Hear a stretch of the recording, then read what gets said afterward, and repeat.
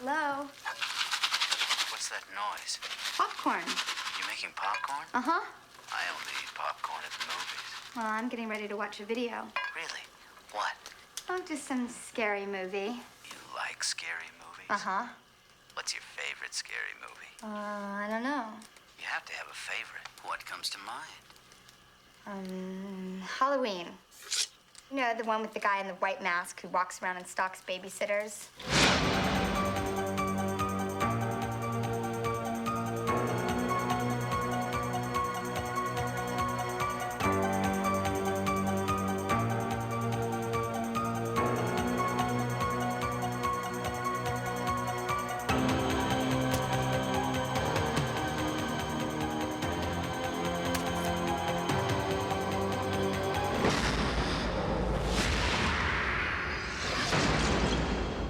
Laurie Strode was the first part that I got to do.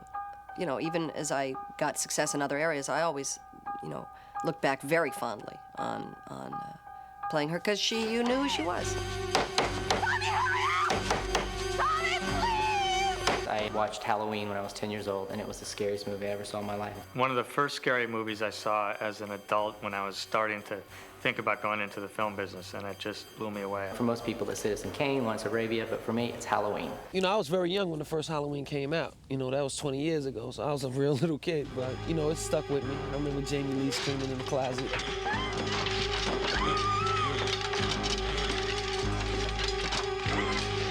I only had one goal when I shot Halloween as a director, and that's to scare the audience.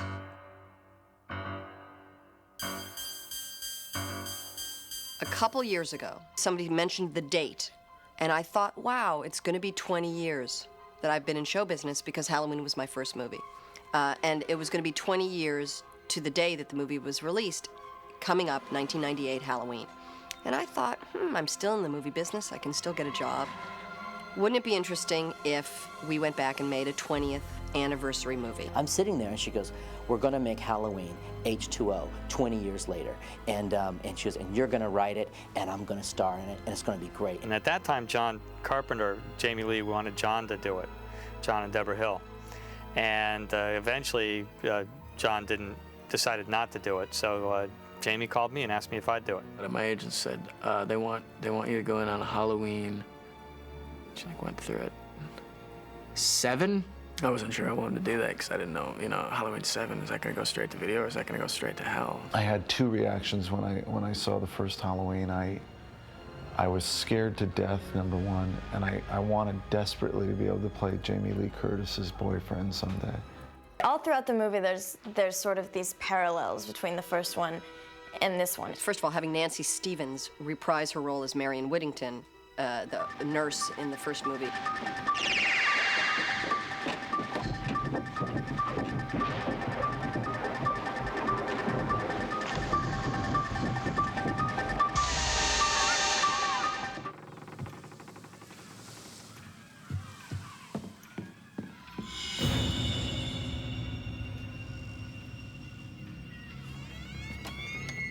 I think Jamie Lee and I were the only two people, literally and figuratively, that were alive after Halloween 1 and 2. Hasn't anyone told you? Secondhand smoke kills. Yeah, but they're all dead. Marion, her character name, was named after my mother's character in Psycho. That was John's Carpenter's homage to Psycho. Oh, good morning, Miss Tate. Good morning, Norma. The mail and messages are on your desk, along with the new quarter budget. And, oh, surprise, surprise, the drains in the girls' shower room are clogged again. They thought of involving me as continuing that idea of an homage. Oh, damn it! Oh, Miss Tate, I'm so sorry. I didn't mean to make you jump. One of the best things was getting the same car that she had been buried in Psycho.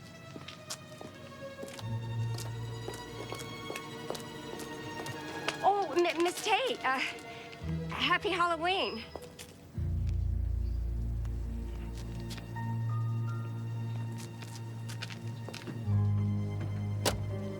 What's interesting about Jamie's character is when you think about women's roles, this was actually the evolution of a very strong person. I mean, somebody who clearly had to take a hold of tragedies in their life. I'm doing this for some resolution in this woman's life. There's a little backstory that I haven't been completely successful with. I know. All of the history of that movie came back to me in that one take. I've tried everything. 12 steps, self-help, group therapy, shrinks, meditation, everything. That's not everything. Oh, yeah? What else is there? One of the things I was impressed with was the attempt at a resolution between Michael and Jamie. The structure of the movie was always, there has to be a point where Laurie Strode stops running.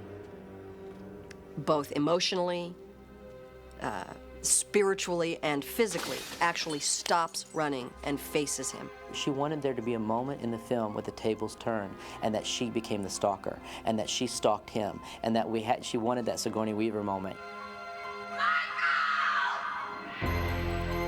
Watching H20, you can kind of see the filmmakers grappling with this issue that he's the brother. My brother killed my sister when she was 17 How'd he do that? with a really big, sharp kitchen knife. Along came a sequel to Halloween. I wrote Halloween 2 and frankly discovered very quickly that there was no more story to this idea. I was completely stuck as a screenwriter, and I believe it was like 2 in the morning with a 6-pack of beer in front of a typewriter. What can I do? Oh, God help me, I'll make him the brother. What I wanted to do from the beginning, if I was going to do this movie, was do something that was very much in the spirit of the first film, both in technique and in execution, because I thought it was so well done. Halloween really is like a blueprint for, you know, the next 20 years of horror movies. Halloween is a German expressionistic horror film. Not having any money, you know, we had to use mood. It's long, slow, wide tracking shots. And it gives a feeling of melancholy and dread.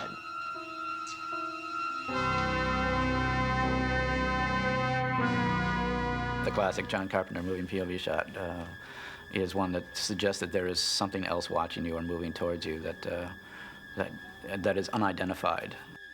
You'd see angles and you'd see shots that you hadn't seen in movies before.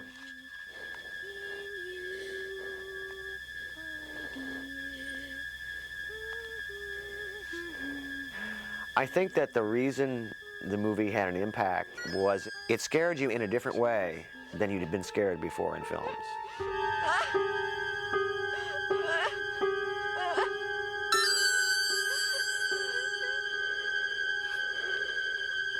There's a certain purity about that that I thought we should try to carry over into this film, but yet keep it in a way that that today's audiences, which are visually, would still be interested in it.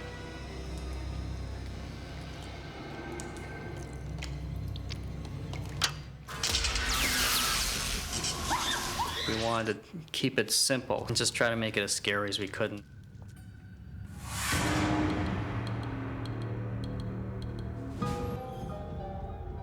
I showed Halloween to an executive at 20th Century Fox to try to get a job. Unfortunately, it had no music, and she was unimpressed. She said, this is not scary. There's nothing scary about this. But with the music, of course, it added another dimension. The music is usually the soul of a film, and there's more pressure put on a score for a horror film because it carries the film more than some other films. Only because you have long sequences where there's no dialogue, and there's people running, and it's laughable without music.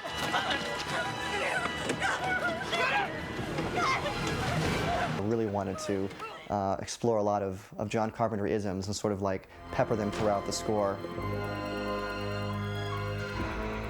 His music from the original Halloween has such an association of horror with this generation that the moment you hear that, chills go down your spine without even having to watch the film. Invariably, it seems to me that the vitality and the energy of horror has come from those directors that stay within the genre. Tobe Hooper, Carpenter, Craven. Hitchcock might be the exception, although you could say that maybe Hitchcock always was a horror director. Psycho is the granddaddy of this genre. That was the first time that you really got knocked back in your seat in a film. I was a little kid and my mother dragged me to this movie. And when I couldn't stand it after the shower scene, she said, well, go wait outside. And I'd stay outside. And I never saw the whole movie until I was an adult. That's how bad I am with horror movies. And then when I saw Halloween, I found it reminiscent in spirit of that kind of movie that was unrelentingly scary and suspenseful and atmospheric. John Carpenter came to me. He presented me with this idea of a Halloween and with a budget of $300,000. I laughed because, you know, when the budget is high, you get worried, and when it's too low, also you get worried. I told him, what's the story? He told it to me in 4 words. He said, a babysitter to be killed by the boogeyman. The word babysitter clicked. I've always thought it's much scarier that there might be the neighbor who's peering in your window than somebody from a spaceship landing in your backyard. Situations that might happen to anybody, that is what makes it scary. On Halloween, we really avoided all the gore and the blood. We kept it on the suspense, purely suspense, and that's really what makes, I think, a difference between Halloween and many other horror movies. Everybody knows what a guy with a knife is going to do. I mean, you don't need to see it. I think it's scarier to let the audience imagine what could happen. The elements of any film are a good story, and a good story. That's the first thing. A good horror film should scare you. It should scare you, and then it should scare you. Create suspense is simple. I mean, first you create the vulnerable character, which is to be sympathetic to the audience that they like. Then you create the villain, which is, in this case, the Michael Myers. One of the things that art does is allow us to experience things that we don't normally experience in a kind of intensity often that we don't normally experience them. And horror, art that terrifies you, art that raises fears in you, allows a certain kind of purgation.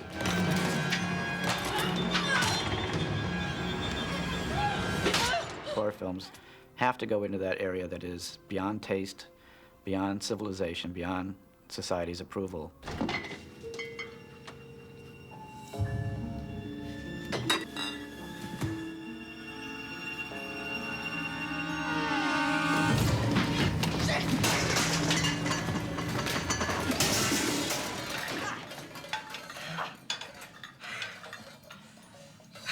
You know, one of the unrecognized things about horror films is that they are a form of humor. Cute, Bob, real cute. I think you have to go to sort of gallows humor to start to get a handle on it. Hello? But it is definitely humor in the sense that humor deals with the same thing that horror deals with. Humor deals with the most painful truths. Are you fooling around again? While you're scared, you're laughing. I think that's one of the big trends historically in horror. I want to see Jamie Lee's breast. When do we see Jamie Lee's breast? Breast? Not until Trading Places in '83. Jamie Lee was always the virgin in horror movies. She never showed her tits until she went legits. Scream actually was an homage to Halloween. If you really break Scream down, you can see all the winks and tribute that I paid to John Carpenter's Halloween. That's why she always outsmarted the killer in the big chase scene at the end. Only virgins can do that. Don't you know the rules? Kevin homaged Halloween left, right, and center. Name the killer in Halloween. No. Come on, it's your favorite scary movie, remember? He had a white mask, he stalked the babysitters. No. Come on, yes you do. Please. What's his name? I can't think. Steve's counting on you. Michael Myers. Michael Myers is enduring because he's pure evil. He is portrayed in the movie as almost a supernatural force, a force of nature, an evil force that's loose, and he's unkillable. It was irrational. It was really angry about something. And it had a kind of primitive, obsessed intelligence. I mean, that is almost the definition of a good monster. It's slightly less than human, but it has just enough rational intelligence to be dangerous. I mean, if the thing is stupid, it's never going to be dangerous to us, is it? But if it's a little less than fully bright, then it's really exciting and it's really dangerous to us. If it's that abstract, it's easier for me to be afraid of it. You know, somebody who just kind of appears and, you know, instead of an actual human who you think you could talk to. That no remorse, he's got no feelings. That's the most frightening, definitely. It was originally a William Shatner mask that they took the facial hair off of and spray painted it white. That's the truth. I mean, we made this movie in March of 1978. All that there was in the store, the only mask they could find that was a human face, was a William Shatner mask. It needed to be a human image, but just sort of the banality of kind of a white, faceless image. There's something that's so minimalistic and so neutral about that face that becomes sort of indelibly etched in your memory, number one. And I think number two, you're able to project any kind of frightening idea or image on top of it. Mustafa is such a great guy because he loves the character of Michael Myers. He thinks of Michael Myers as his son. And Michael Myers is my favorite guy. I don't want to kill him ever. The whole point always of horror movies is that however unreasonable the threat, reason does in the end prevail. Monsters always are banished until the sequel. Obviously, there will be number 8 and 9. And they asked Donald Pleasence before he died, God bless his souls, when are you going to stop? He said, I'll stop on number 22. So I guess I'll stick with him on that number. The way I see it, someone's out to make a sequel. You know, cash in on all the movie murder hoopla. So it's our job to observe the rules of the sequel. Number 1, the body count is always bigger. Number 2, death scenes are always much more elaborate. More blood, more gore.